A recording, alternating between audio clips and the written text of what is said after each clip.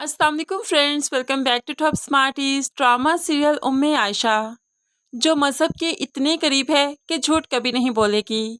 ऐसे में असवन को कैसे लगा कि वो झूठ बोलकर उसकी कंपनी को बचा लेगी। आयशा की जो प्रेजेंटेशन का वक्त आया तो वो साफ साफ बता देती है, आप लोगों के लिए हमने 50,000 स्केच तैयार किए थे, लेकिन टेक्निकल फॉल्ट की वजह से वो कुछ घंटे चलने के बाद हैंग हो जाते हैं।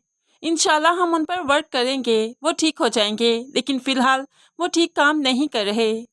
ऐसे में जिन्होंने प्रोजेक्ट देना था वो तो बगैर कुछ कहे यहाँ से उठकर चले जाते हैं, जिसकी वजह से असफन को काफ़ी गुस्सा है आयशा पर।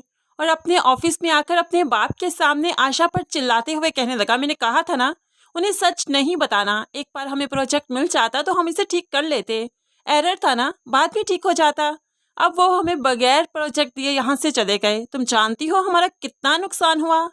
लेकिन आयशा को ये दुनियावी नुकसान की कोई फिक्र नहीं, बल्कि उसे फिक्र तो सिर्फ खुदा की नाराजगी की रहती है। इसलिए वो असवन को साफ साफ कह देती है, मैं झूठ नहीं बोल सकती थी, झूठ बोलकर मैं आपके क्लाइंट्स को तो सेटिस्फाई कर देती, खुश कर देती, लेकिन अपने खुदा को कैसे नाराज करती, इतना बड़ा रिस्क मैं नहीं ले सकती। ऐसे कहते हुए वो ऑफिस से चली जाती है। घर जाकर भी वो काफ़ी मुतमिन है कि उसने झूठ नहीं बोला। दूसरी तरफ रात को शकील साहिब अपनी फैमिली को बताने लगे, यास्मीन तुम जानती हो आयशा ने आज सच बोला और असवन ने उसकी कितनी इंसल्ट की।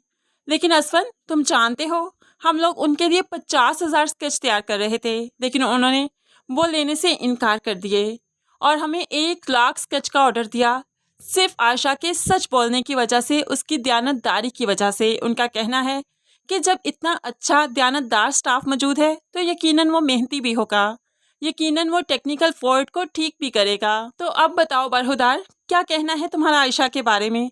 इतनी इंसल्ट जो उसकी की, माफ़ी तो मांगोगे ना उससे? अब तो असवन वाकई शर्मिंदा हो जाता है और यास्मीन बहुत खुश, क्योंकि उसे अपनी इंतहा पर फख्र है।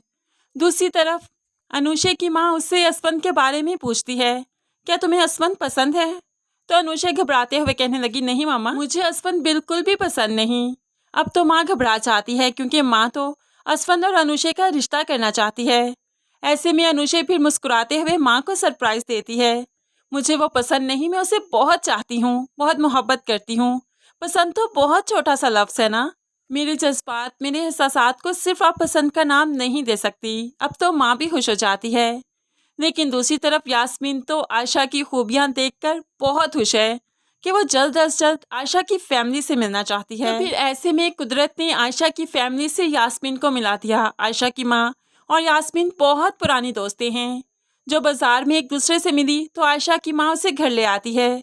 यहाँ पर आकर अपनी बेटियों से मिलवाने लगी, ये देखो ये जवेरिया है और ये सबसे छोटी है महानूर, मेरी एक और बेटी भी है, वो भी ऑफिस गई है, अगर वो होती तो उससे तुम्हें मिलवाती, तो मुझसे मिलकर बहुत खुश होती, आयशा नाम है उसका। ऐसे में तो यास्मीन खुश हो जाती है, आयशा? तो यहाँ पर माँ उसका जब गेटअप बताती है तो यास्मीन और भी खिल उठी, क्योंकि अब तो आयशा का रिश्ता लेना यास्मीन के लिए बहुत आसान हो गया। आयशा के पेरेंट्स को एहतशाम वाला मामला बहुत जल्द समझ आ जाएगा कि वो आयशा के लिए नहीं बल्कि जवेरिया के लिए रिश्ता मांग रहा है। ऐसे में असवन और आयशा की मंगनी भी हो जाएगी, लेकिन असवन चूंकि आयशा को पसंद नहीं करता, दोनों की सोचों में काफ़ी तजाद है, इसलिए ये मंगनी ज़्यादा देर तक नहीं चल पाएगी। लेकिन आखिरकार फिर असवन भी सुधर जाएगा, उसे भी अनुषा बुरी लगने लगेगी और आयशा के साथ ही वह ज़िंदगी गुजारने का फैसला करेगा।